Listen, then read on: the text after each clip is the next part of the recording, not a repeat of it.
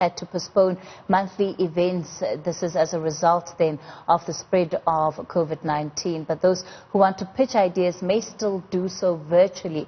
Let's discuss this further. We're joined by Kizito Okechukwu. He's the executive head of 22 on Sloan. Good evening and thank you so much for your time. Part of the work that you do is that you're an incubation hub of sorts to small businesses. So you understand the impact that it's having on small businesses. What are you seeing? Thanks, Kathy. And I think this is a very devastating time for the world, for our country, for our continent. But also the challenges being faced by small business around this time. And it's not only small business. I will also mention that us as a hub, we're also facing that challenge because we are also a business. And if you look at a small business, there are three key factors. I'll call it primary factors. That troubles an entrepreneur every month. And I use this acronym all the time to say RSS, you know. There's the rent, there's the salaries, there's the sales. And currently during this period, most small businesses, startups will face this challenge. They will struggle to pay their rent because there is no sales. And they will also struggle to pay salaries because there's no sales. And how do we mitigate those? But also for us as 22 on Sloan, we also face that challenge because we receive our income from programs, from investments, from rentals, and also from events, you know. And some of it will also be affected during this time where some of our partners will not be around to engage, to give funds for program, or the rentals might not be up to where you want to, you might not reach the target and so on. And also the events, which is now cancelled for the next 2-3 months or so. So all these will be some of the effects that you will see. And even for a small business, if you look at the primary factors of RSS, and then you think of the secondary factors of this, you know. The secondary factors could include disruption because you might come back after 3 months and see that your business is no longer valid, you are no longer needed. Or you can come back after that time and see maybe your employees have found something else. Or you can come back after that time and see that your competitors have taken over your business. So how does these affect small businesses? And I think the impact we'll see with this COVID-19 will actually be more economical than health. It's interesting because you highlight in particular investors then who might not be as quick to invest in some programs. Do you think that businesses are having to relook where they're putting some of their money? Yeah, of course. I think so. Because even over the past year or so, without the COVID-19, businesses are already looking at that. If you look at the challenging economic environment that we've been facing over the past year and so on, businesses are rethinking where do we invest. But also, startups will also face challenges to get investors into their business. So if you look globally, around a lot of events has been cancelled over the past few months. The Mobile World Congress in Barcelona was cancelled, and that is a platform that startups in the tech space usually go to meet top CEOs, meet companies, and make deals on the side.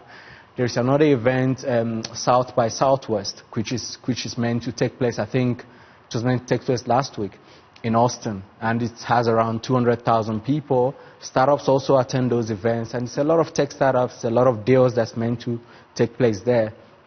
Last week I was also meant to be in Paris for the Deep Tech Week with some Paris delegation. We were meant to take 3 startups to Paris and so on, and the whole event was cancelled and we had to stay back. So these are some of the effects of the COVID-19, and we'll start feeling it. We'll feel it now in a short term over the first 60-90 days, but I think post that, the real effect will be job losses, will be businesses shutting down and so on. Is there anything that can be offered to small businesses in this period to help them stay afloat? And what is it? I think there are some measures we can put in place, and I think possibly government is already working on that.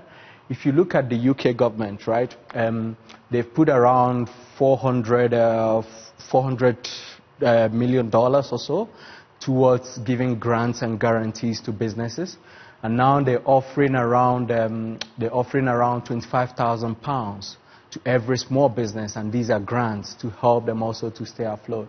And then the U.S. government is also putting around $1 trillion. They're also going to put in some funds aside to support small businesses as grants and so on.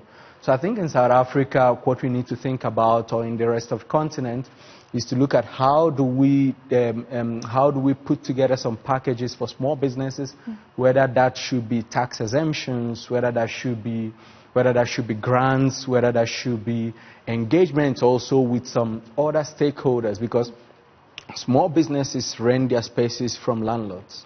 Landlords potentially get received some bonds for their space from the banks, and so on and so on. So I think there needs to be a discussion that needs to happen between all these stakeholders to say, what can we do to ensure that small businesses really survive this period? Because if nothing gets done, I think we are looking at losing a few 100,000 jobs or so. On the other end of it, of course, as an innovation hub that's specifically focused on developing small businesses in the tech world, what are the opportunities that this moment presents?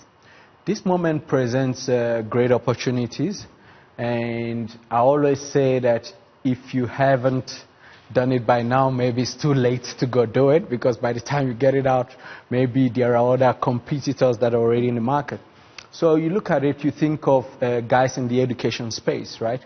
If you have an ed tech platform, it's the best time for children, for students, and so on to utilize that platform. If you also have an e-commerce platform where you sell goods and services, it's also the right time. If you look at what is happening in the US, where Amazon is even hiring people to help deliver goods that people are ordering online. So those are some of the opportunities. And then if you do services like your sending through nannies or helpers to homes and so on, this is also the best time to do that. But also think of how do you digitize your business also, you know. But also think of the impact of doing that, because what will happen after these 3 months is what I'm more concerned about, because there will be lots of opportunities, but also there will be lots of pain in the process. Because what could happen is businesses that survived over these 3 months without really needing employees to be present could say, I don't really need an employee here. Maybe I need only 2 people that were here during these 3 months because I didn't really feel any pain, and they will start shedding jobs and so on. So those are some of the challenges, but I also see opportunities in this time. But also, you know, this is another thing that we might end up seeing. So think of a football match. A football match that is happening, and then the light just gets switched off for 10 minutes. It takes time again for the actors, for the players to come back and maintain the same level of play, right? Because sometimes it's all in the psyche.